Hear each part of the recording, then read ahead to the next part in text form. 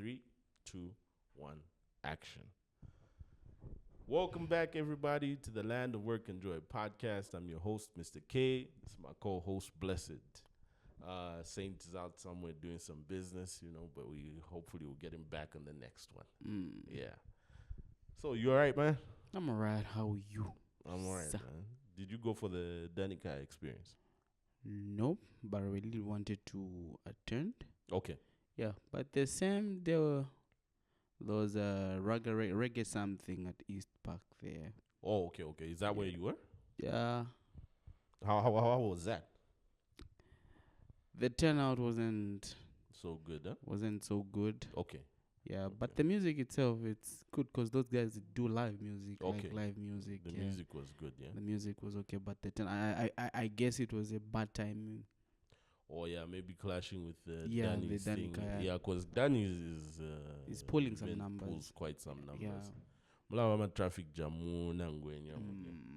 So I guess they just didn't do a proper timing. Aye. Okay. What was the name of the festival though? I'm not really sure the name of it. Was reggae something. Okay. Yeah. Just reggae something. Reggae something. Okay, I see. Reggae something. I see. Futu bafi munganda these days. Kula enda. Kwenda twaenda. Yeah. You would want to go out, but then again, it's like, okay, what am I going out there to do? The money also. I think about the money. I think about the things I have to do. Yeah, thinking about the money is okay, but if you look at it, like me, I'm an artist, so yes. This is the reason why this time around I'm moving a lot, trying to see like how people are performing. Oh, okay, like okay. Such kind of arrangement. Yeah, so like okay, so if that was me, how am I gonna do it? Okay. How am I going to execute properly on the stage? Like all those. Okay, no, that makes sense. That makes sense. From that perspective, it makes sense.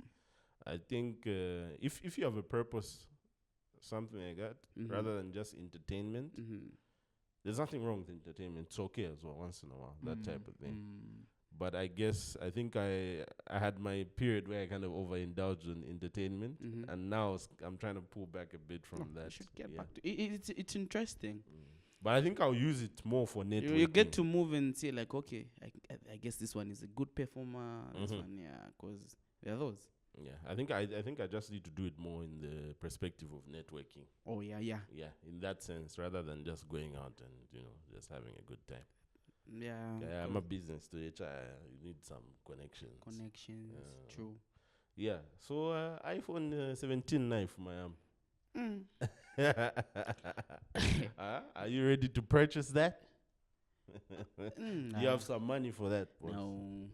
I'd rather get that money and give someone for feature. Or you're not going to buy your madam one? Or your side chick? Don't try to catch me unaware here. Those are side chick ones that 17 probably. Like I don't know how much it's costing. Probably it's going to be about because it's the latest. It's going to cost probably even 100 somewhere there. Maybe 50. iPhone 17. So you guys there, my side chick, get your They'll pockets be there ready, now man. requesting like we'll see them now going these ends, Dubai and everything. Okay. It's on. Hey, get ready. That's when now we'll get to see more of those videos. Ish. Yeah. Okay. Because of the iPhone 17. But why do you think like girls go crazy over this phone? What is it about the iPhone it's all about specifically? Showcasing that I also have such a phone. It's a status symbol? Yes. Okay. I heard some people say, oh, the camera, but I guess you can't. I guess there are other phones with good cameras. Like Google Pixel, bro. It's there. It's lit. Okay. I'd rather go for a Pixel than an iPhone. Yeah. Yeah. Okay, so let's see. I'm trying to find the price here for the new iPhone. Okay, so I'm just looking at this from a website called Verizon. So on Verizon, Apple iPhone 17 Pro Max. How many dollars? Okay. Storage 256 GB, color orange. That's 256 GB. What? No, that's like the minimum. It goes all the way up to a terabyte, actually. Oh, okay. Yeah. Okay, so these are monthly type of like arrangements. These are those subscription type pay phones. Seen it, but it looks like full retail price $1,199. That's about, if we round off, it's about $1,200. How much is $1,200 in kwacha? Dollar is at 20 what? But let me use the converter here. All right. So what's 1,200? It's about 28 pin 618. It's a lot of money. It's a lot. Phone 28 just for pin. a phone. No, but even there's a Google Pixel. Yeah. Is it 9 or 10 Pro? It's about that much. Oh, but I'm not buying a phone for such an amount. I'm not. Unless if I have a lot of money. I guess that's the thing again. Yeah. It's just now I can't. Yeah. Let's just say right now I can't. Not that thing good. It's just right that now the money is a bit tricky. You know,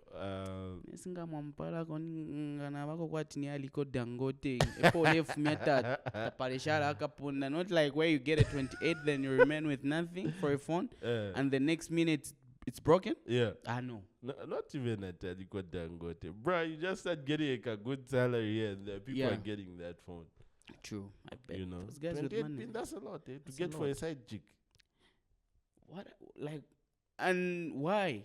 Why are you getting for her a phone? Like, what is it that she's done for you? Pay someone that much. If we that refining to gold in small grams or something. Not like for me, if you're my girl, like if you want me to get you an iPhone or a phone worth 30 plus K, you must be special and you must be doing something for me. I'm like, not what would a woman have to do to get an iPhone from you? An iPhone 17 specifically. Let's really get into it. On a spotlight, sir. No, I want to know. You said they must do something special. So maybe there are ladies out there who might want to get an iPhone from you. Maybe your side chick is watching. Okay. Maybe, that's if you have a side chick. Like it's, I get the mind. Or maybe a girlfriend, a madam, whatever it is. Whichever. So all of them will just put all categories there. Then you will know how to defend this. Please. So, what would the woman have to do to get an iPhone from you? The whole idea for me in a relationship, it has to be a two-way thing. Reciprocal. Like, if you give me something, I give you something. It doesn't need to be a one-sided thing. So if you're there, like, it's showing me I can lead to something. Like what? Yeah. It might be not just monetary thing. Buying me something, like even the trousers, a t-shirt, and everything like that. Okay. Yeah. Not that it's just you demanding for something. Because there are those ladies where you just, it's just them. It's all about them. Okay. Like you don't want even to give something to your partner or to a friend. Yeah. It doesn't work like that. Okay, I see. Yeah.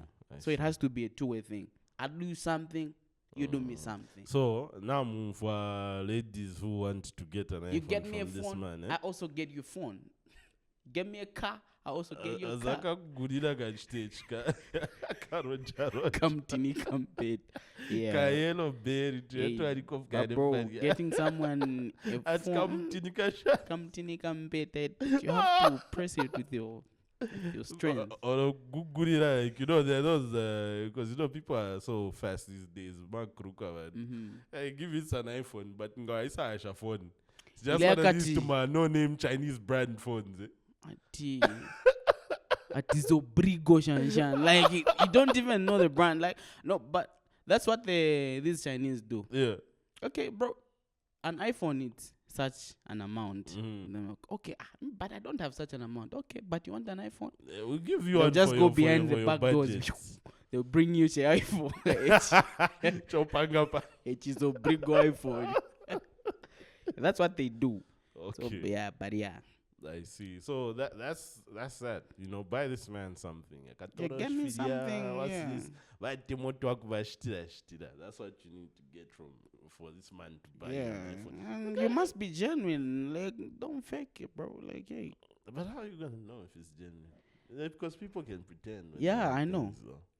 I know people can pretend. But let it be genuine. Yeah. Because the ladies that who just come to suck you up your money and deep. Yeah, you know, you sound like you've been hammered before. Like, has a woman ever done that to you? Has she ever just, come through, gave you the impression that you're in a relationship or it's all good, but she's really just taking stuff? Not from really you, that, but I have an things? incident that happened. I think then I was in school. Yeah. And there was this chick I was chasing, like, yeah. I was chasing. I was like, ah. Yeah. Then I remember it was just after the holiday. Yeah. I was at home. Okay, now it's time to go back at school. And at home they give you some money, pocket money, rent money, and everything. And they get you some food. So now, what happened was... parents, those of you sending your kids to school, school fees,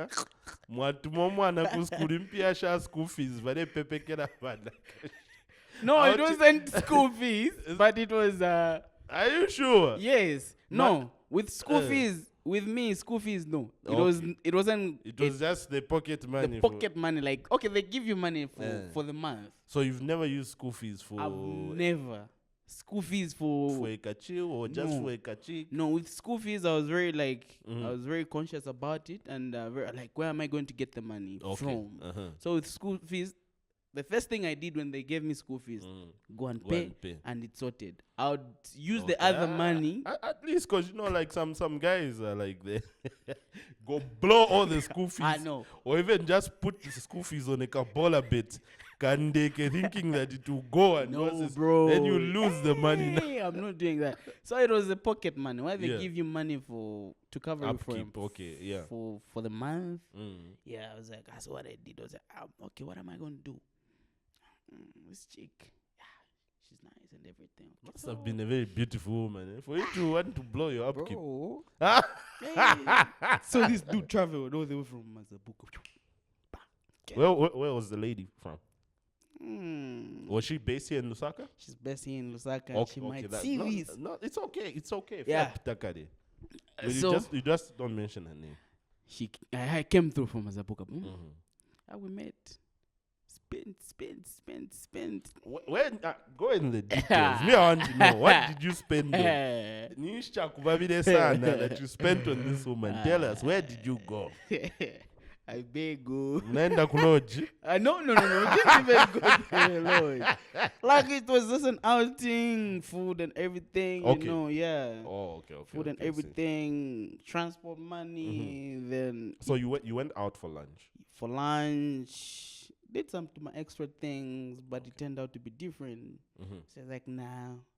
It's like, bro, after what I did for you. Okay, so. You're moving too fast. So you went out, you had all this fun, you spent all this money. Then at the end of that, did you ask this lady to say that you want a situation? What did you want from her? A situation. Did you want a relationship or a situationship? A situationship. Okay, so you didn't want the commitment of those other things that come with relationships, but you wanted certain benefits from the lady. Yeah. But so you're a bad boy. Bad boy. Okay, continue. So the whole idea was trying to get into a relationship, but before a relationship, I wanted a situation. Oh, okay. You get it? Yeah, so I was out there bowling and spending all the money that my mama gave me for.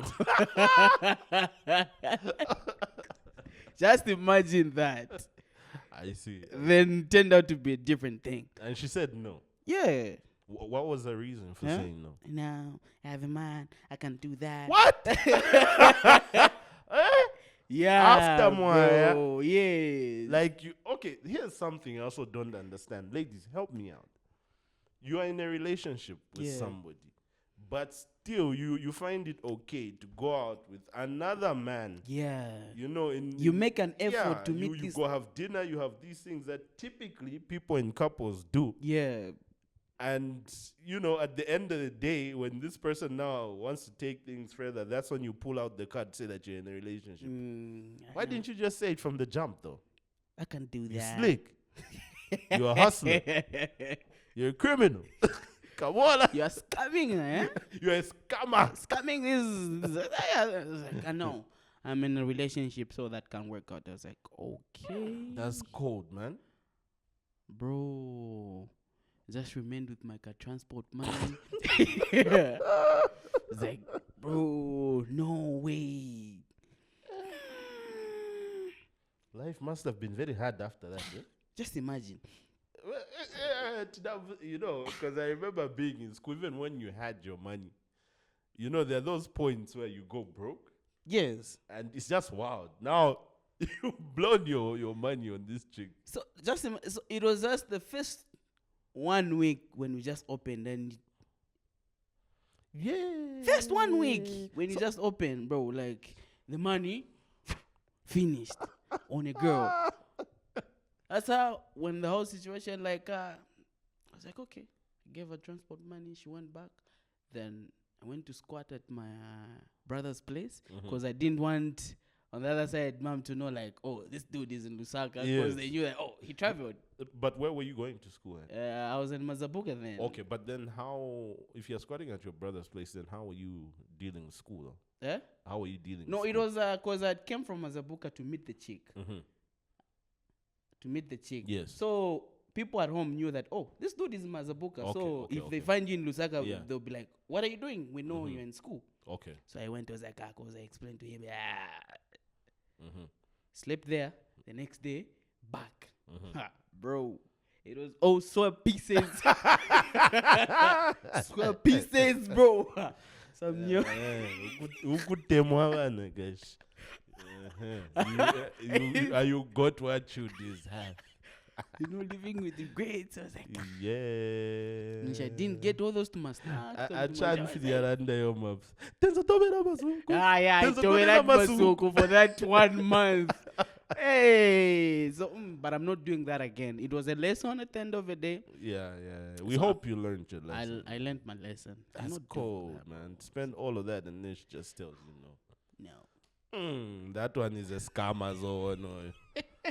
Why could why enjoy ya? Otherwise, I would shut to know I've got a boyfriend. Where Chiwa?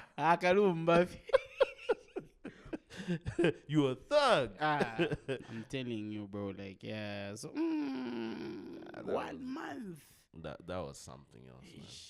Waiting for like next month and so that it was like, well. But you know, like it's I think it's something that happens you know, as you're growing, you're trying to interact with people, you know, you're trying to get into relationships, situationships or whatever.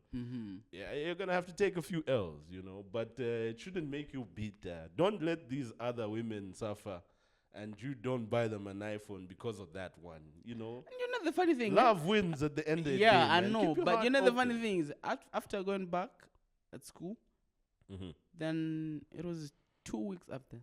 Yes. Then you call me asking for money. The same chick? Yeah, bro. Like, this girl's a satanist. What?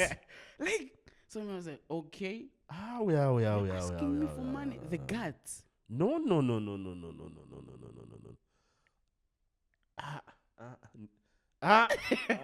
The guts. He's satanist, you. The guts. I was like, no way. Go. I mean, I was so direct. I was like, go ask from your man. I'm not your man. Yeah. As I said, I have some money on me, but it's not your money. Go and ask. And from that time, she was like, yeah, she just went quiet. I was like, I don't care. Get out from here. Don't be so cold-hearted, man. That's cold, man. How do you do a dude like that? First, you chow his money, even have the audacity to come back for seconds. Yeah. Moabashan, can't you? Oh, no. Yeah. So, yeah. I feel sorry, bro. You've No, been it's cool. We get to But learn. you've healed, huh? Yeah, it's a long... think it was 2019. So it's okay. No, we thank God that you've healed. Because now at least the other ladies have a chance now with the iPhones, all those things. know. No, I'm just saying, I'm not saying that you have to buy. I'm just saying, but keep your heart open. Yeah, please. Okay, mama. You see those of you sending your kids to school. If you have children in university, check on them. Time and check on them. Hey, they're spending money for school, for upkeep on their partners in these relationships they're in. Mom later tomorrow there's somebody that fear oh, then when he comes back home or she comes back at home, like, you've lost weight. No. Yeah, it's real, man. It's real. This dude finished his money like. Yeah, well, I fear. Okay, so let's move on to our next topic. A very interesting topic as well. Mm-hmm. So, this is coming from South Africa, right? This is on the SABC News page, the website. So it says, the Constitutional Court has ruled that men may assume their wives' surnames, declaring Section 26, 1A to C of the Births and Deaths Registration Act unconstitutional insofar as it unfairly discriminates on the basis of gender, by failing to afford men the right to assume the surname of women after they marry. Okay? So typically, to simplify things, what this is saying is that now men can take on their wives' surnames. Because typically in most of our countries, well, in Zambia, from what I know, when two people get married, in Zambia, marriage is between a man and a woman. One man, one woman. And when those two get married, the woman assumes the man's name. She takes on her husband's name as her surname. That's how typically it is. And I'm guessing that's how it was in South Africa, but now that has been overturned. You can now use your wife's surname. But is it if you want? If you want. So it's not mandatory for, let's say, like if a woman gets married, right? If you marry a woman in South Africa now, well, let me put it this way. My interpretation of this is to say, if you get married to a woman in South Africa, right? And you're let's assume you're also South African. You get married to a woman there. She doesn't have to take on your surname. She might want you to take on her surname. You get it? So instead of her being let's say Bulelwa Piri, she's going to say no. You'll be blessed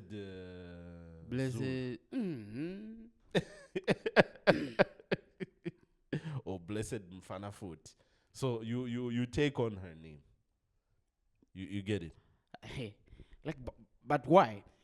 So the whole context, I think, if the whole context of this marriage thing and her getting your name, that gives it a picture like, okay, you're the head of the house, and well, that I think is more of a cultural thing. I don't know the legal implications, or whether it's based on that. Yeah, but I don't know. But do you think it's a good idea?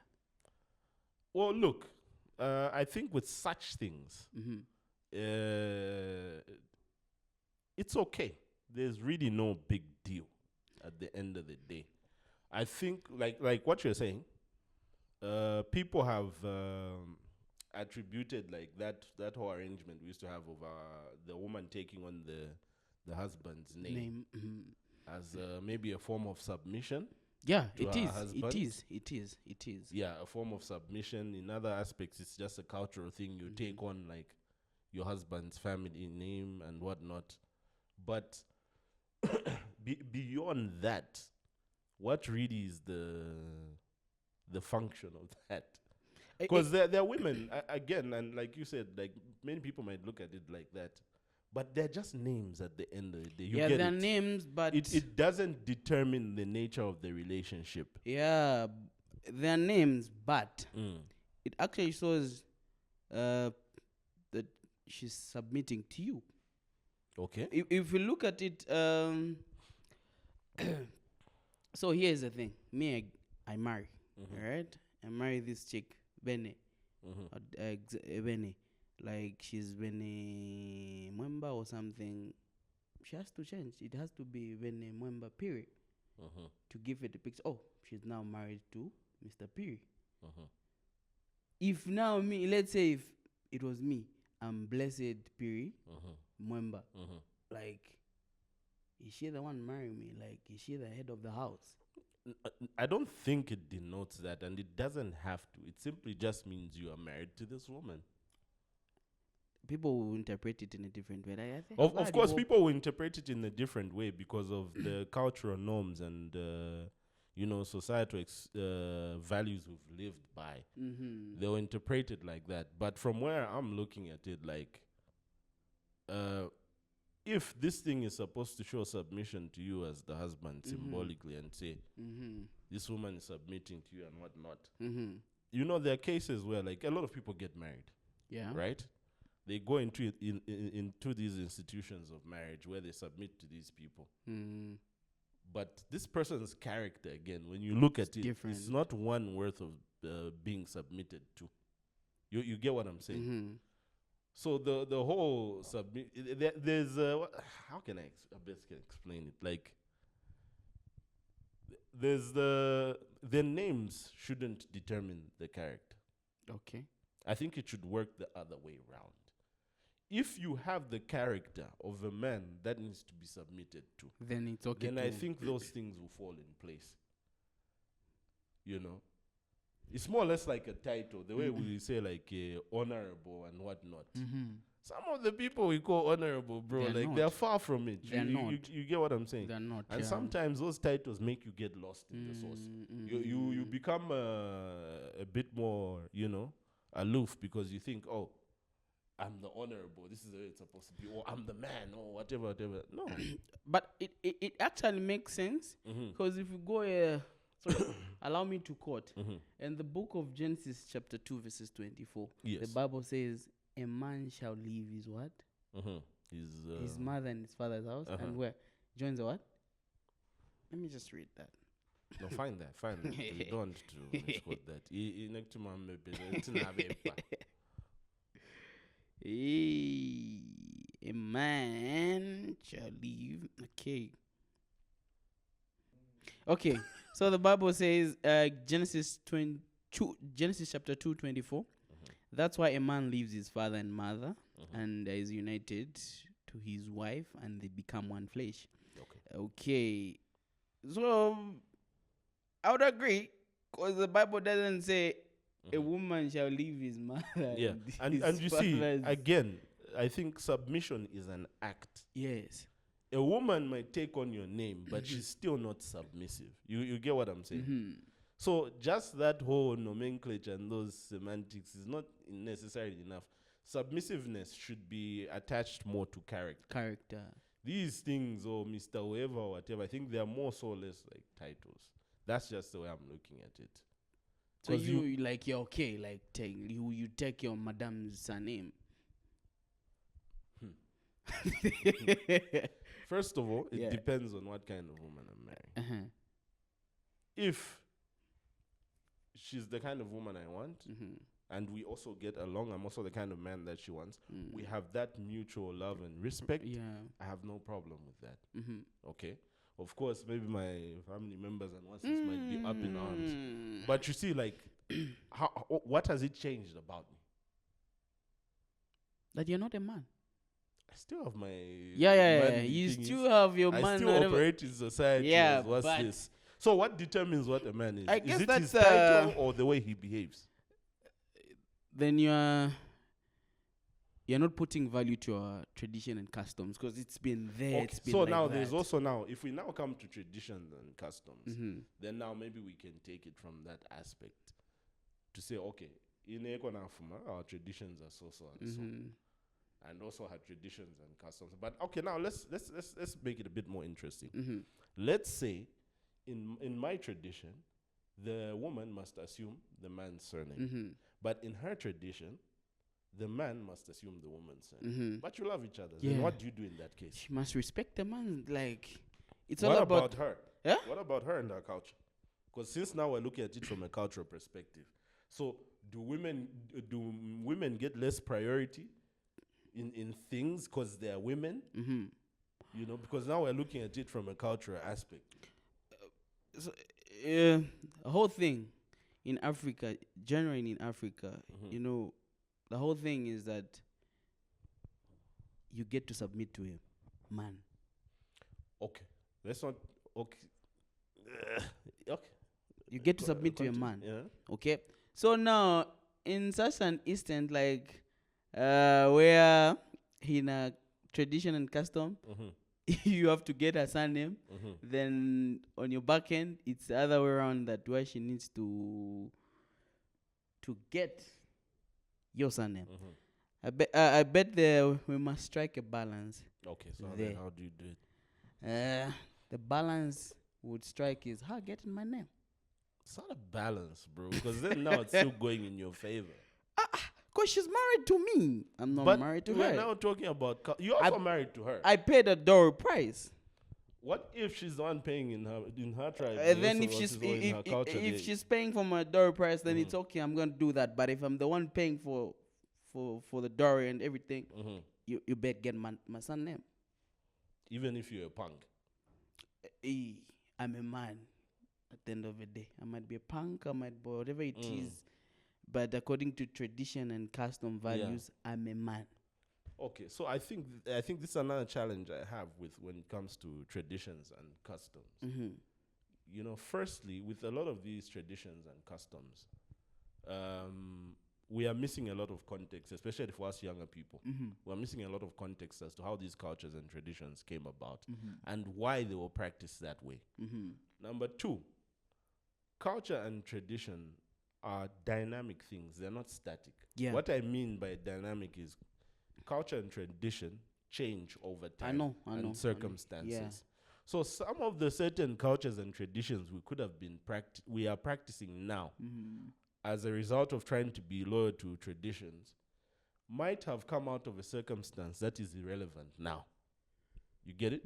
So let me paint a picture. Let me give you an example of what I mean. So let's say there's a drought in a particular area or land or kingdom in our African setup. There is a drought for maybe 2 years in flat dialogue. So there's a lot of famine as a result of that. People can't grow their crops. So mostly they depend on like the animals, but even the animals again can't survive too long because of lack of water. So as a result of that, you now have to survive. So you turn to eating unconventional things. Okay, maybe the mwamba no kudiensoka, impemfu and those things. But because the drought has gone on for so long, you eat them for so long that you become used to them, and then after some time, these things now become normalized. They become part of your culture. And 100 years later, even when the drought is over, because you went through that period for so long, for some time, you now all think, oh, it's normal, it's culture, it's what's this. But the circumstances have changed. You only ate that for survival, but you're out of the survival period. You get what I'm saying? So there are certain things that came up during the time that some of these cultures were being formed that were true at that time and are not necessarily true now. Okay? So we need more context to some of these things, even this whole issue of, oh, I'm a man, submissiveness and all that. We need more information on those things. Okay, how did these things come about and what's this? So I guess that's where my challenge is. The way I look at culture shouldn't imprison you. It should help you live your life well. It shouldn't be oppressive to other people simply because of, things you can't necessarily control, like your sex, your race, and, certain things like that. So even when it comes to names and like this whole situation, I'm trying to look at it to say, okay, let's look at it from a purely human point or perspective. What is the give and take of the situation? Is it good or bad? You know, realistically. Tufunyeko all those superficial things. Say, oh, I'm a man, his culture and nonsense and whatnot. What is the real damage that can be there? You get it? No, I bet the family will look at you in a different way. Yeah, I get what you're saying. The family, it still comes like this. There's that cultural because it's been there for a long time. Like, what's the agenda for the Constitution Court to pass such kind of a... So, like, from what they say, it's a bit of some gender discrimination. Okay? So, it says, the court has confirmed that Section 26, 1A to C of Births and Deaths Registration Act is unconstitutional, insofar as it is as it unfairly discriminates on the basis of gender. Okay? It discriminates on the basis of gender. That's their reasoning for that. This issue of gender, like... But you see, again, like you mentioned something interesting. You said it's been done for a long time. It's been there for a long time. Like, yes, I get it. But does something being there for a long time qualify it as correct?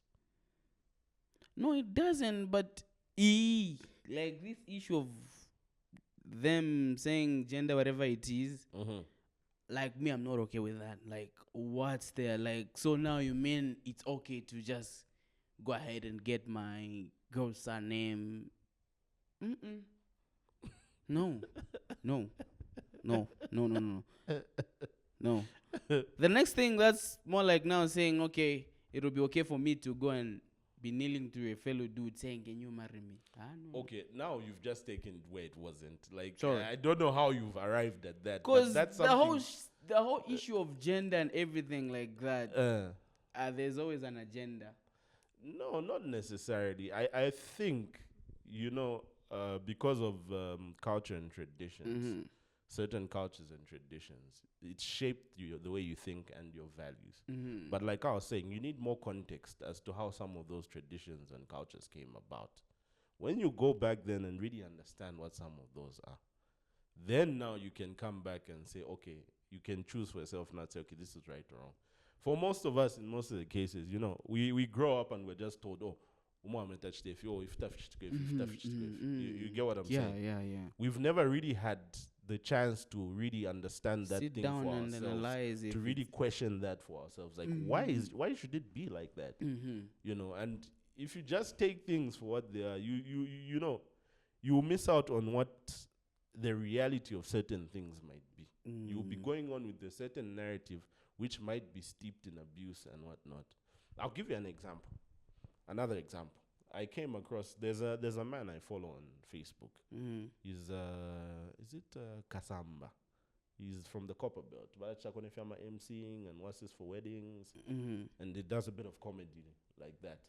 But what I like about his messages and his delivery is that, he breaks down certain topics that might be a bit complex and what's this, but he brings them to a level of understanding for the layman and an ordinary person. Yeah. So he was talking about, there's a saying that we, here in Zambia, I don't know if it's attributed to the Bembas or what's this, I need to get that clear. But there's a saying that goes, okay? Yeah. That's a Bemba saying. If I'm correct.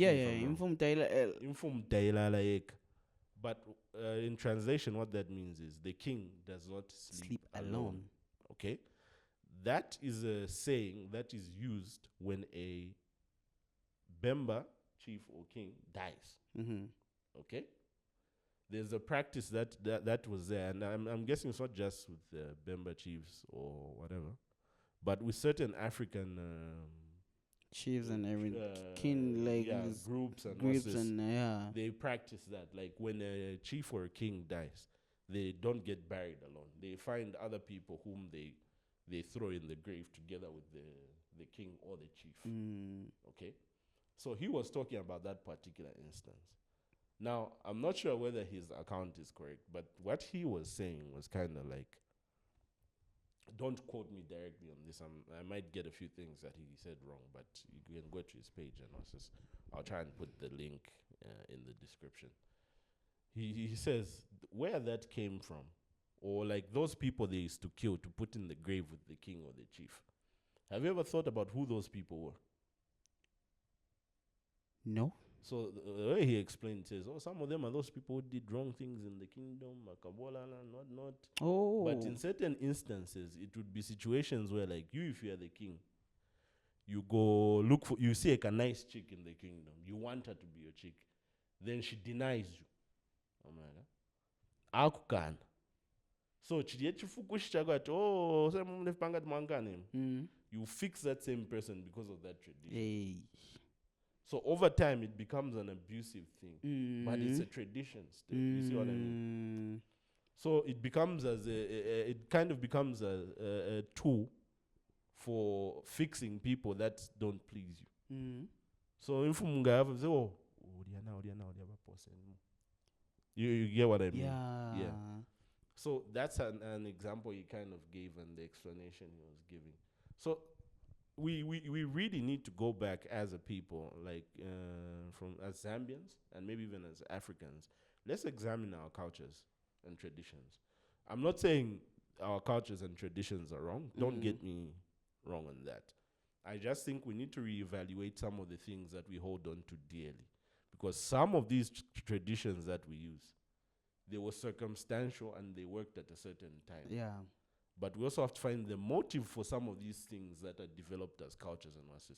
Sometimes you have dictators or tyrants who are there. You have cruel leaders who are there, and they develop some of these traditions and cultures just, out of their tendencies. Now you carry on with those cultures even when they are abusive to people. What is the purpose? You get it. But like I said, it's not everything. We have the good elements of our culture. Those should be carried over. The bad elements of our culture, those should be left. Then there are those that they're not necessarily bad, but they're just outdated. Yeah. You get what I'm saying? They need to move over. So that's why I look at the whole cultural aspect. So even when you talk about of names and what's this, let's go back to what our cultures say and try to understand what was the rationale behind that. Then now we come back to the modern age and see, okay, how well does it work out? What works better for us?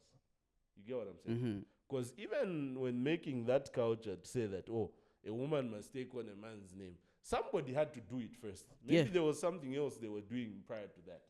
You get what I'm saying? Maybe people would just get married and keep their original names. The original name. But somebody had to come and say, you get it. But over time, it became accepted. And it's just that at the point of change, there's a lot of violence and friction. Yeah. Because of people being stuck in those older ways and norms of doing things. But I'm not saying the whole thing is right or wrong. I just think I'm not looking at it from that perspective. I'm really just looking at it like if we're level-headed people, the people around me or my wife or whoever, like I don't think that should change who I am as a person. True. Yeah. So if you look at me any different because of a title, I think they're going to look at you in a different. They're going to look at you in a different way. But that would definitely be there. But again, it doesn't mean that they're right in what they're doing. You get what I'm saying? There are certain things, but anyway, those might be a bit more on the R18 side of things. But anyway, that's the way I look at it. Okay, let's just agree to disagree. With me, I'm not with the idea. Okay. If you're married to me, you're becoming a peer. Yeah. Unless if you say, and if I paid your dowry, I paid your family to get you. Hey, you're converting to a peer. What is the worst thing you think would happen to you if you took on your wife's name? People will just look at me in a different way, especially my family. Okay. Like, yeah, bad papa. Tabaup. Okay. Yeah. I see. So in that case, would it... okay, fair enough. I guess it's your family would look at you. But there are sometimes... I think even my ancestor would be like, the worst that you're doing. But again, like sometimes in life, there are certain things that you want to do that a lot of people will be against. So if your fear is being looked at different, you'll never be great. Because certain great things in the moment are not the accepted thing. And people are going to look at you and be like, oh, what's this? So for me, like, my family looking at me a bit awkward. It's not enough. Oh, Mr. K. Shanshani. Hey, but do what you want. Do what you want. Yeah. No, ksa bela sana na foot. Because of the name.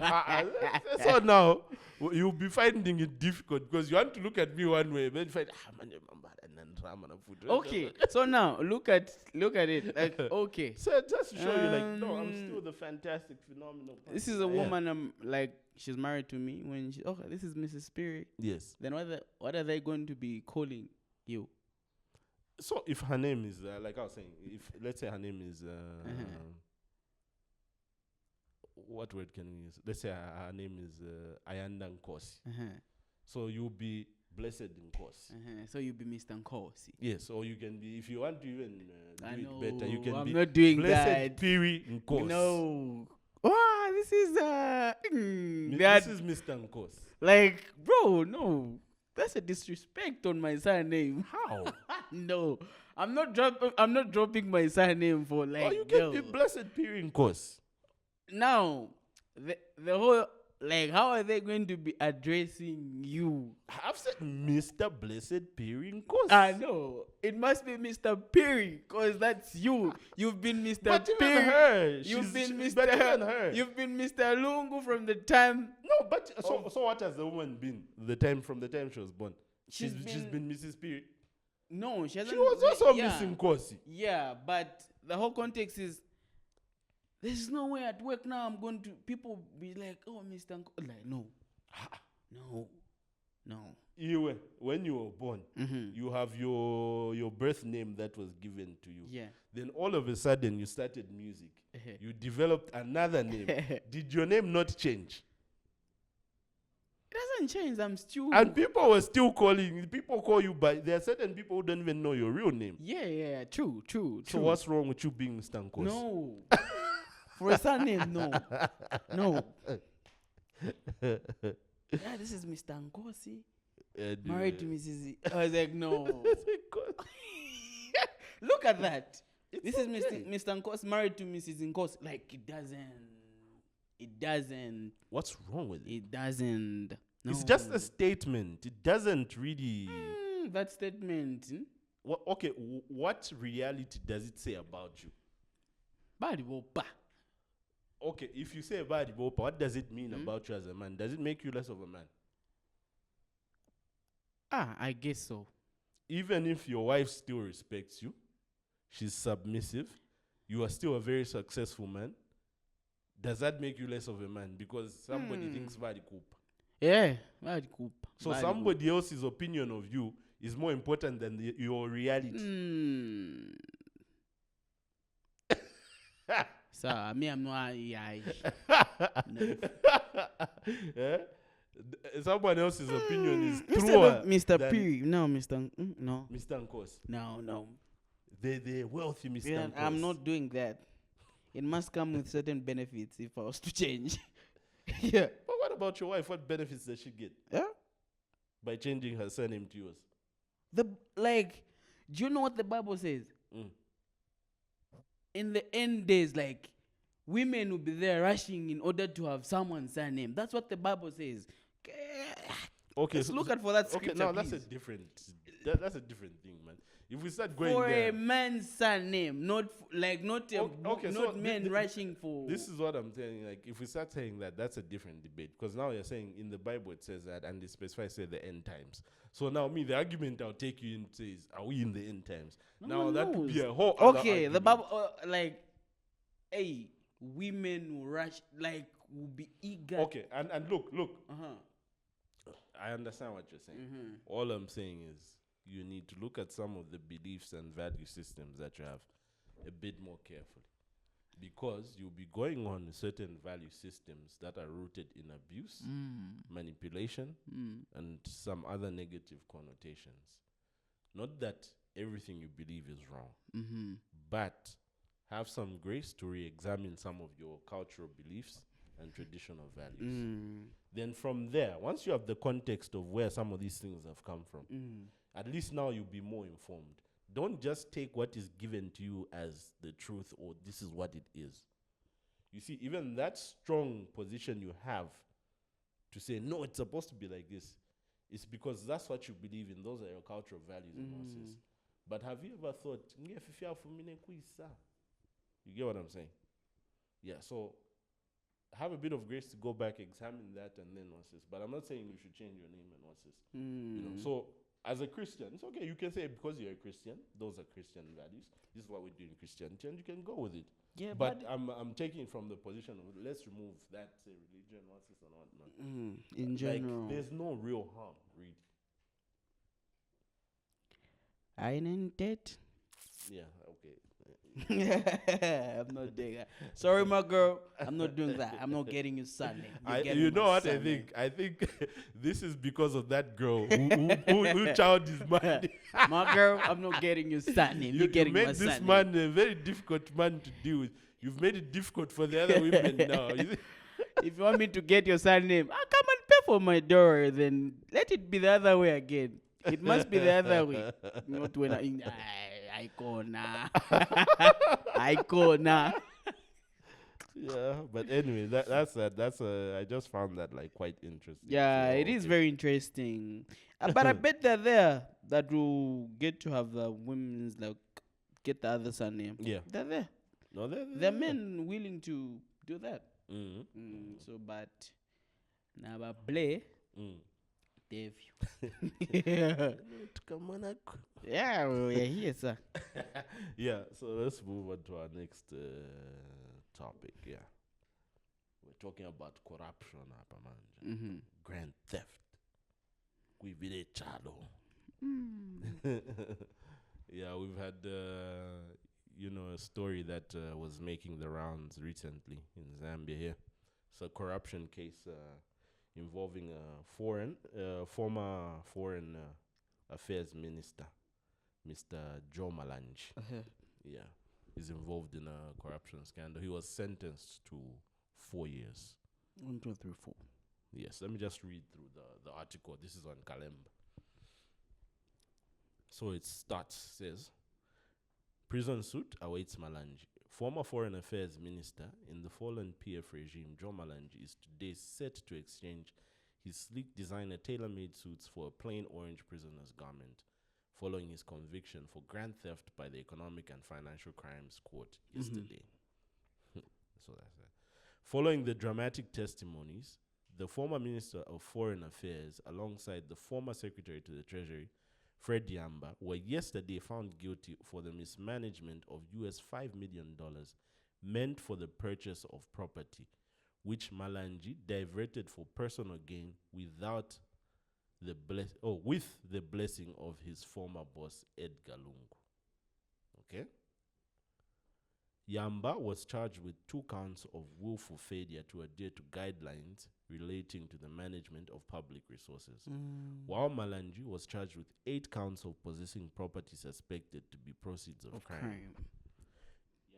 At trial, the court heard that between January 2020 and August 2021, Yamba authorized the transfer of 108,401,197 kwacha and 45,800,000 kwacha to the Zambian mission in Turkey for the procurement of real estate without following laid-down procedure, including approvals from Parliament, the Attorney General, and the Zambia Public Procurement Authority. During the same period, Malanji was found to have possessed the helicopters costing $110,000, $110,000, $105,000, and 7 houses in Silver's Gardens, Lusaka, in addition to other properties all suspected to be the proceeds of crime. Okay, so it goes on a bit more after that. You can probably follow up on the article. We'll try and put the link in the description.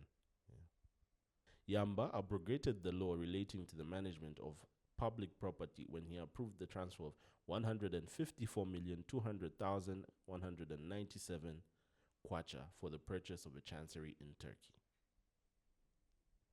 Okay, So what's a chancery?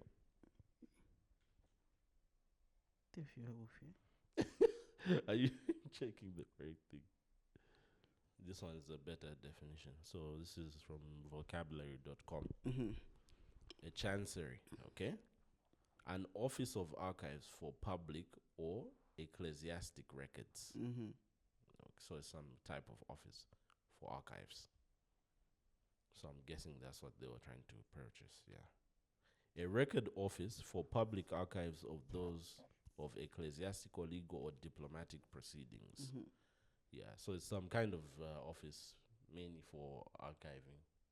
Okay, that's what a chancery is. So it's a property. I'm guessing they were trying to buy an office for archiving legal documents and diplomatic documents and whatnot. That's what a chancery is.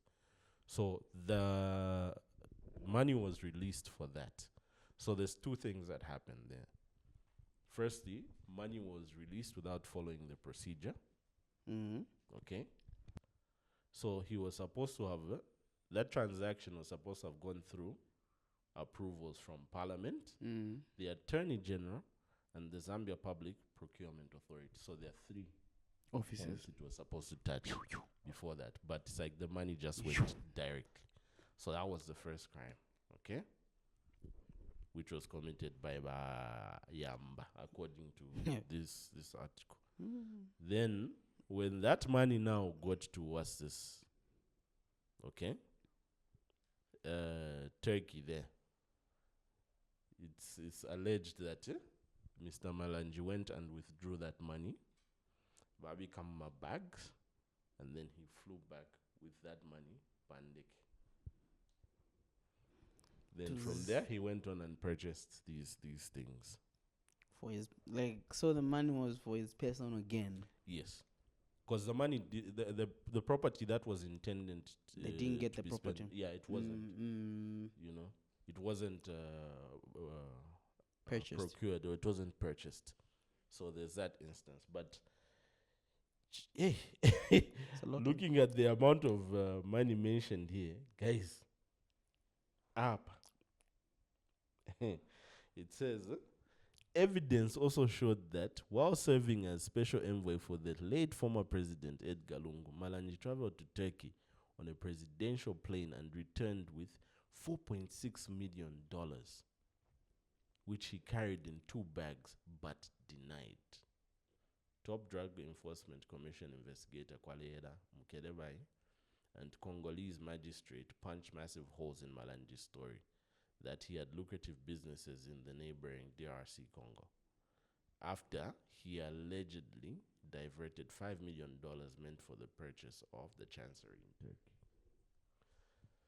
Yeah, so 5 million. 5 million. Let's see how much that is as at now. I'm sure it was slightly a bit less, but let's see how much that is. $5 million.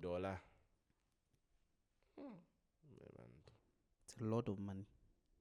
119 million. 119 million 241,790 kwacha. Sikistengwe. It's a lot of money. That's a lot of money. It's a lot. That is a lot. Because $5 million US, even when you're in the US or UK, anywhere in the world, when we're in the world, it's a lot of money. It's a lot of money. You're a millionaire in dollar. Not in whatever, in dollars. Yeah. And just to be taken out like that is it's state money.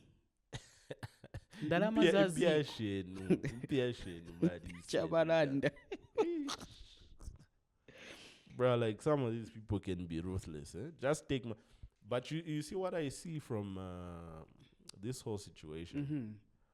Like when I look at the whole thing, there's two things I'm thinking. Like, number one, there's the other gentleman, Mr. Yamba. I think that's a teachable moment for all those who work in key positions in government and civil service. Sometimes I think what might happen, I'm not sure if that, I'm just looking at it from my perspective, is that people who are in certain positions are put under pressure by their bosses. Yeah, true. You know, their bosses will tell them to sign things, supersede certain procedures, skip certain procedures, and they'll put so much pressure on these them. individuals. Yeah. It can be a very difficult place to be in. In certain instances, maybe some people might even be threatened to say, if you don't do this, you lose your job. Yeah. So some people might do it, some won't. You know, but it's just a teachable moment. If you do that, whether your boss was putting pressure on you, whether you were threatened, you will still have to answer for that. So, I'm civil service and working in these key government positions. Be careful what you are doing, Vav. Don't let somebody come from there, give you instruction in the name of being your boss. Now I have okay, so you get in trouble for it. You know, that's one. Then number two, to see the amounts of money that was taken and just this whole situation, what I kind of feel is that we are just seeing like the tip of the iceberg. Yeah. This is just one person who's been caught and convicted. Okay? You can't tell me that he was the only one doing that. No. And even just the amount of money he got and the audaciousness to put it on the presidential plane, bro. It means there was a certain level of that happening in that time. Okay? Yeah. So he's not the only one. That's what I think. There are probably more people who need to be checked out and thorough investigation needs to be done on them.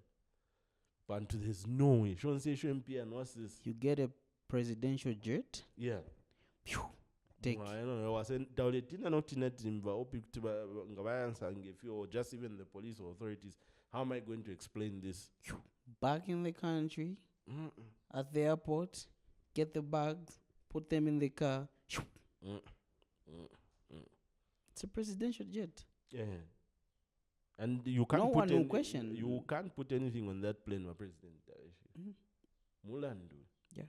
You know, so there was a lot of that, which is unfortunate. And it's heartbreaking to see, like, people we trust to be our leaders, go to that extent of just, looting resources and they want kind of theft.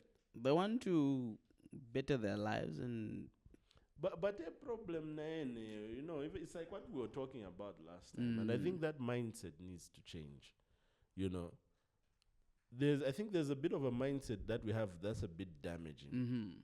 We identify a lot like with our families and not so much the nation. So we are not patriotic. We are more loyal to our families and our tribesmen and our kinsmen. So me, if I'm, let's say, I'm a Wembia or a Wadia or I'm a Mwemba from wherever, you grow up with this thing. Even in our family, you say, no, you should look after your brothers and sisters, look after your family and whatnot. And this is the mentality that people go with in these offices. Yeah. You see that when they go there, they're not going out there because they can't identify with the larger identity of being Zambian, the nation. They identify with their family first and probably to maybe a greater extent, their tribe. So when they go into offices or when we go into offices, because these politicians come from our society. It's not like there's a specific factory where they make them.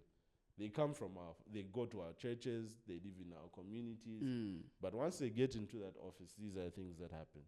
They are thinking with that mindset, that limited mindset of saying, no, I need to look after my family. Yeah. You see that? So, Nangwinchto, you will find a lot of them who employ their friends, their relatives and whatnot, at the cost of leaving the people who deserve those positions on merit. So, like that selfishness of we need to get away from that, and I think more needs to be done to make people patriotic on a national level. We need to rise above this whole thing of I belong to this family, I belong to this tribe. Yes, we're not saying you don't belong to those things, but identify with the nation also at a greater point. When you see Americans, bro, like Americans go to any country and when they get in trouble, what's the first thing they say? I'm American. Yeah. That's how much power being an American citizen has. That level of identification with your nation. They don't go there and say, I'm from Kentucky or I'm from New York. No. That won't get you anywhere. American, yeah. You get what I'm saying? So we need more patriotism at that level. But there's also another point I wanted to get to. There's the sentencing, okay? So it says, Fred Sonyamba, this is on Nkani now. Fred Sonyamba has been jailed for 3 years, while Joe Malanji has been sentenced to 4 years with hard labor. For Mr. Fred Sonyamba, I think the sentencing is fair, considering what he did. Yeah. But for the other gentleman, Mr. Malanji, 4 years, or whoever it would have been if they had committed this crime, for what that crime is, 4 years for taking $5 million. Bro, that's a bit unfair. Like, not on his part, but on us, the citizens. Yeah. Like, I think that's a lot of money to steal, and that's a high level of corruption. And you see, when you pass such a sentence on a crime like that, it doesn't do much to prevent people from, still doing corrupt things. Because if me personally, if you are telling me that I would only have to do 4 years to get $5 million, I'll steal again. I'll steal. I'll steal 4 years only, and I get at the end of the day, I still even get to keep my money.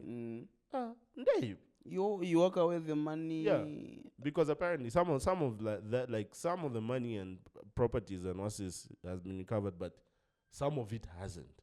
They don't know. You get it. Yeah. So for that money that hasn't been recovered, so when he comes out, he'll simply just, if he still has it, that is, he'll simply just come out and still live off of it and still be good. He has. 4 years. Has. No.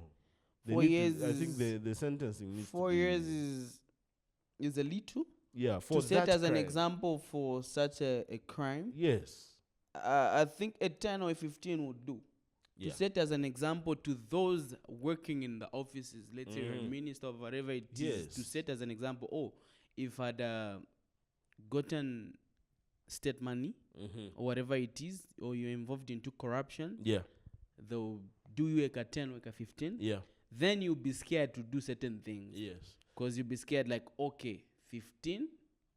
That's more like for G. 15 is not a... It's a long time. Yeah, it's a long time. And considering that if you are, let's say, in some of these high positions, a lot of people who are in these positions, they're already elderly people. Yeah. They are over 50. Yeah. So when you did demo, you are maybe 55 or 60. Wakuninka 10. Bro, you're coming out when you're 70.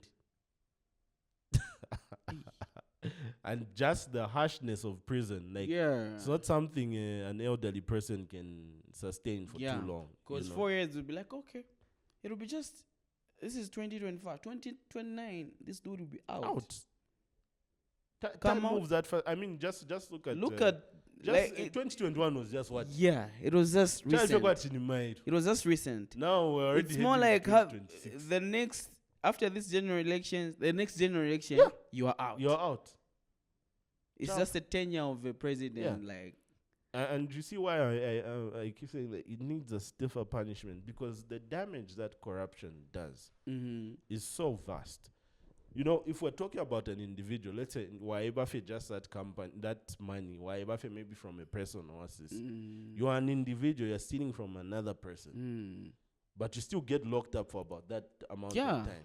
So the damage you've done is to an individual. And of course, maybe it might extend to that individual's family and what's this, but the damage is not so much in comparison to somebody who's like a government official. Yeah. And you're handling public funds. Yeah. Because those funds could have been put to greater use. True. You know, there are clinics, there are hospitals that require certain machinery, certain medication that we can't get because there's no money. Then you know why MP was saying for a person that could have been used to spend on some of those things. You know, that could have been money that could have gone towards somebody's education and changed the trajectory of their life and their family's life. Mwaiba was saying that you rob people of their futures. So the damage is so vast, and for a crime like that to get that amount of time, man, that's not fair. But it's not fair on the I don't know if it's only me that has been observing this. Politicians, I think, they're biased in some way. They are. They're biased in some way in such that if you look at all these guys and that when PF regime, the Bowman Lusambo, and everyone that has been convicted, there's no one who has been sentenced for more than 5 years. I think Bowman has 6. Has 6. But look at that. Yeah. Look at that. It's only 6. No one has been like given more a 10. Yeah. This will be the same case, let's say, if these guys were to go and the other guys were to come in. Same thing. It will be the same thing. They'll be giving each other 2 years, 3 years. Then you go away.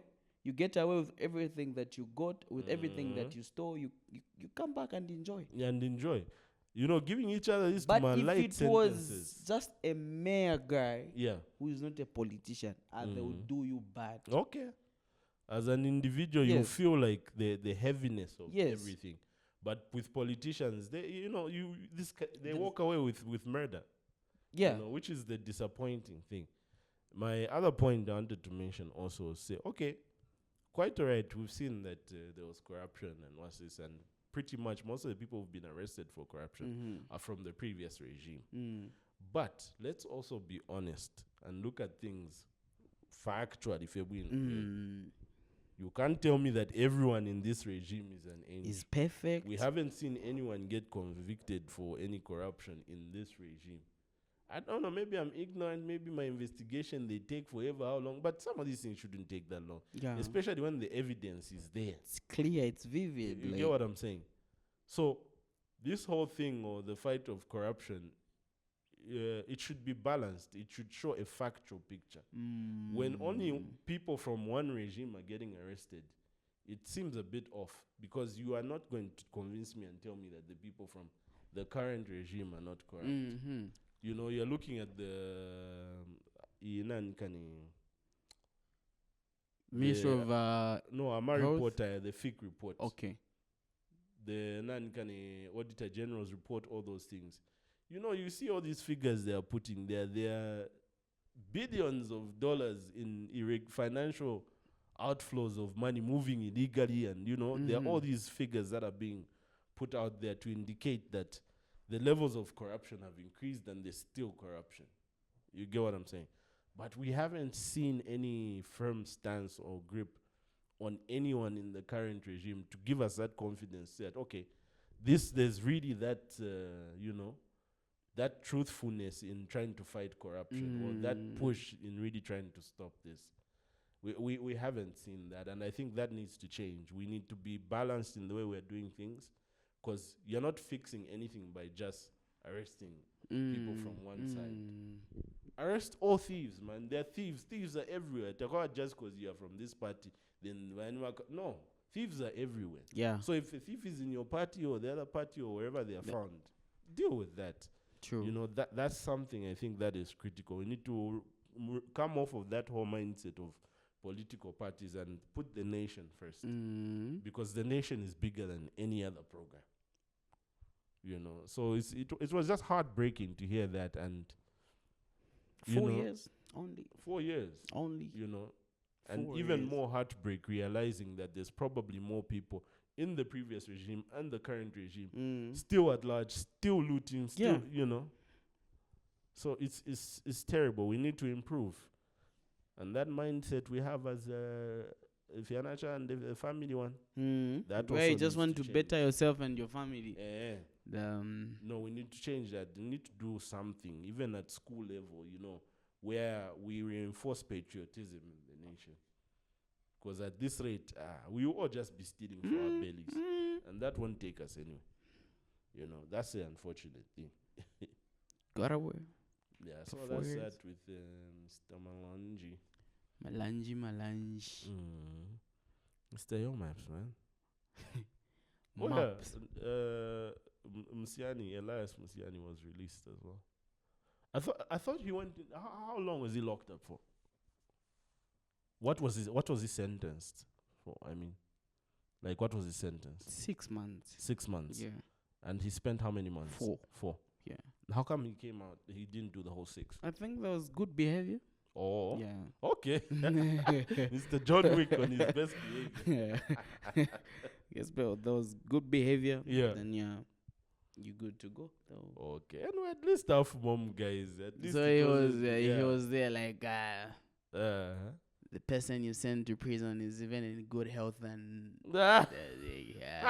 bro, prison is It was prison. like a short stint. Yeah. You know, I think if it was long, with prison, I think the longer you stay in there, that's when it breaks. Yeah, true. So 4 because months. 4 months, it's just gone by like that. You know, 4 it's months. not so. And he posted. Not that it's all the way easy, but it's way easier than being locked up for, let's say, 2 years. Yeah. Yeah. 4 months. 4 months is just soon, like, bro. It's boom, boom, you're out. Yeah. So 4 months, then he bragged as like I finished paying all whatever they charged him. Like Anyway, but he's very lucky. Yeah. He's very, very lucky. Even for that 4 months, he's lucky, man.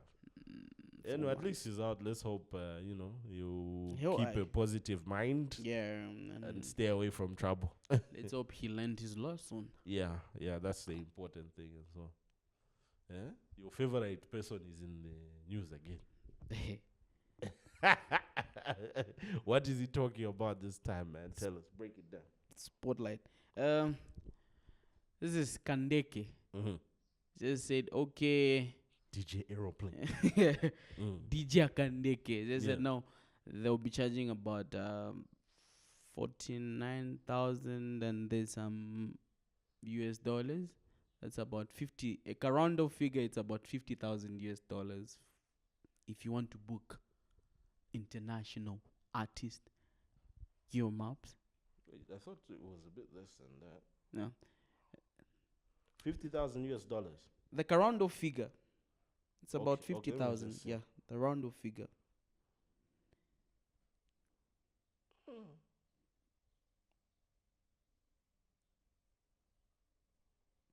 Or do you have the article somewhere nearby? Yeah, I think I sent it in the group. Okay, let me just. There's a link. DJ Aeroplane. What's DJ Aeroplane talking about?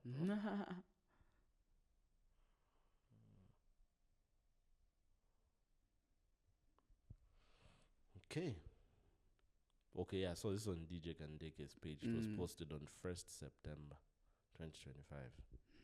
Booking fee update for the superstar Your Maps. As of soon, the booking fee for a live performance show will be at $45,000. Okay. As of soon, the booking fee for a live performance show will be $45,990 US dollars. It's about or 46. kwacha equivalent. Yeah. Rounding So off is about $46,000. Yeah. So that's booking Mr. Maps. It's about 1 million kwacha.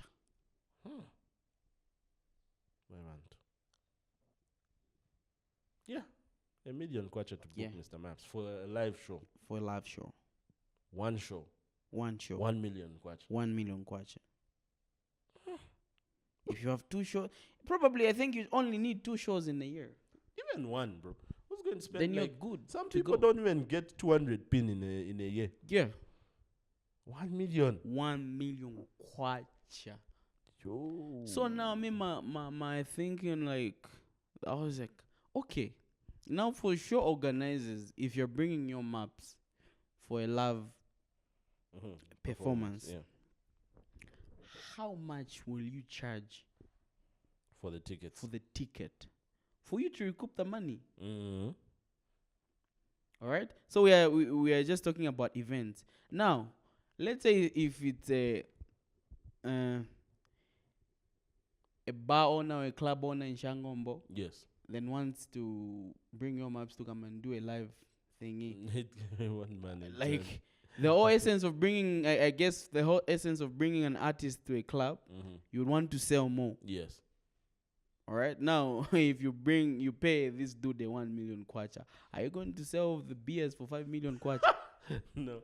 But again, like, has he been performing at clubs, Your Maps? Or does he really kind of just do like bigger type stage events? No, I think they're there that he's been going Certain for, clubs, certain clubs, yeah. I see. Yeah. I see. Okay, that's a bit tricky. The way I look at it also is like, I think they're not understanding the market dynamics of Zambia as well. like you're saying, how many people can really afford to pay you that? Yeah. $1 million. That's a lot. Because even That's just a lot of money. internationally, how many people are going to pay you that? Yeah. It's a lot of money. You get what I'm saying? I think the point Your Maps has reached is that he needs to start looking for international shows. International gigs, yeah. Yes. Locally, there is a ceiling. You can only go so far in Zambia in terms of shows and what's this. Mm-hmm. There's a ceiling because there's a limited amount of money. Mm-hmm. Also, the economics of things doesn't allow for people to pay you all of that. Once in a while, you might get 1 or 2 rich people who will pay you, maybe like the last wedding he went to. Yeah. You know, but how many rich people are there like that who are fans of him? Who are, wanting to pay him every so often? Yeah. There aren't that many. True. It's a once-off type thing. Maybe a once-in-a-year type thing, or maybe once every after 2 years type thing. But beyond that, there's no one realistically I can see who's going to pay you that 1 million. If you're paying a 1 On a million consistent kwacha, basis. like how many numbers are you pulling for the same event? So probably maybe you're just doing 1 or 2 shows. Yeah. Really big shows, that is. Like a fill up the stadium type of arrangement. Other than that, no one can foot that bill. You now just have to go international. International, and now that's where now you can start talking about that. Are you able to, if they call you, are you able to pull the numbers? Yeah, but even then, bruh, like 45,000, 46,000 US dollars. It's a lot. Because even when a DJ Maporisa, I don't think they ask for that much. And those are, in relation, they're bigger names. You get what I'm saying? But if he wants to put that as his booking fee locally, he'll have he won't make much money. Yeah, he won't. Because people will be like, but I think these guys are attention seekers. I think the people that will believe, like, nah. So since Kandeke posted that, and maybe they've started charging that, when in the actual sense they're even getting something less than that. Yeah, so that could be the case. Yeah, again, trying to make people believe like, yo, this is what we're getting. When in the actual sense, maybe you're getting even a 10,000. Maybe not dollars. 10. Even maybe 5,000 US dollars. Maybe. Yeah. 5 or even 3. Or even a G. That's a lot. Yeah. Or even a G, because wait, like who's just going to be paid 1 million for one show? Like, if I'm a show organizer, then I might be charging a ticket for 1,000 kwacha. Yeah. But one thing I have to give credit to Mr. Maps and his team is that they kind of know how to create the whole publicity thing in their favor. They know how to get people's attention. Yeah. Which is it's not the easiest thing to do, especially in a saturated game. Where there are a lot of artists and what's this. They know how to take the oxygen in the room. They're like, oh, look here, this is what's going on. Son, yeah. And if you're reading some comments now, some guys were like, here in Senanga, will never see your maps again. Here in Kaputa, will never see your maps again. Because who's going to pay 1 million kwacha in Senanga? Like, he's just like a club owner. Like, who's going to pay such an amount? I guess I was just mentioning the place. Maybe my first, but Papa can't down. But if there's someone willing to... Yeah, it's good. That place is far. But if they're paying you the money, like, what can you do? How much is that, though? Hey. If they're paying you even like 100,000 kwacha. Okay, yeah. You'd go. Definitely But how many go. people have 100? Okay, anyway. They're there. It's just that certain people don't want to brag. Okay, but again, certain people don't want to brag and show themselves that, we have money. Yes. They'll be there on the lay low. And I think in some of these, more remote areas, because we have this assumption when you live in the city in Lusaka, like all the money is here. But there's some people, some big money out there. So I wouldn't be surprised to find somebody with some serious cake. So let's organize a show and bring Mr. Maps. Bruh, I don't even have half of that or a quarter of that to pay myself. I don't know. Yeah. I have maps where I have shows all over Africa. All over, yeah. I think, and when I look at his career, I think he's outgrown the industry. True. He's outgrown the Zambian industry. Yeah. He now needs to go out there. And it's not the easiest of things, of course, but I think, that's the point he has reached regardless. And if he just stays here, or if there are no steps made or something to give when going out there, the brand will just die like that. So do you think it would be a good idea, let's say, for him to let's say, relocate?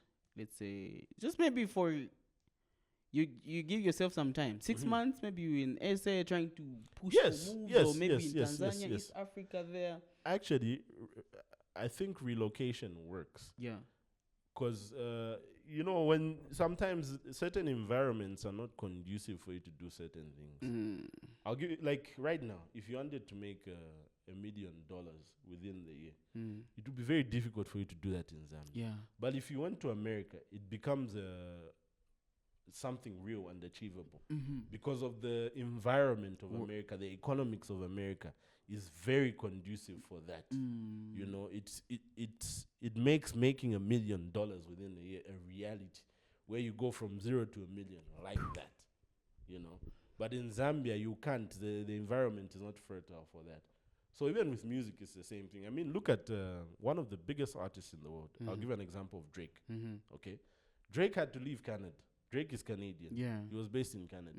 He had to leave Canada, go to the US, and establish himself from the US. And now he's this big star and everything. Of course, he had to do a lot more work. Yeah. But he was in an environment that is conducive for him to become be big in the in the world. In the world, So I think it's the same, like what you're saying with maps. I think it would be better to. Yeah, if he can try to find where that place is where he can re-establish himself or grow his brand further outside Zambia, that I think is the next step. And that will get his it would career work to the next point. Yeah, and it's not saying that it's going to be easy or automatic, but that is what definitely has to happen. Yeah. But anyway, with that said and done, I think we come to the end of our show, man. Episode 10. Episode 10. 10. 10. Kumi. Oh, yeah. Before we even close. And you've got Umuland. What Umuland? Yeah. You said something about releasing music in the second week of September. It wasn't me who said the second week. It was Saint. It was Saint? Yeah. Oh, maybe that's why it didn't come. He said second Saint, week. are you working on that song, bro? When you come up here, you better have that song, bro. You better have answers. You should come showcase that song. So me, you I said. People, I said. But you also said September, bro. Yeah, I said it's hashtag September. But I remember you also saying second week of September, and you were very confident. No, I didn't say second week. I said third week. I said third. Like if we were to go back to the episode. No, we'll check. It was all recorded. It was. I said third week, but right now I'm due to unforeseen thing. I'm just saying hashtag September, even month end, if you're unforeseen thing, unforeseen circumstances with my team and everything. Yeah, but we're trying by all means. We want to give you the song. Just remove the music, bro. If you're not trying, we're trying by all means. No, don't try, man. We want the music. Yeah, you get it. The people, man. We need that song. You get it. We need that song. It's there. It's cooked. Yeah. Okay, no, drop, it's like a delicious meal. You've heard hashtag September. Hashtag September. The song must drop. Hashtag September. All right, people. Have a good one. We'll catch you on the next one. Bye-bye.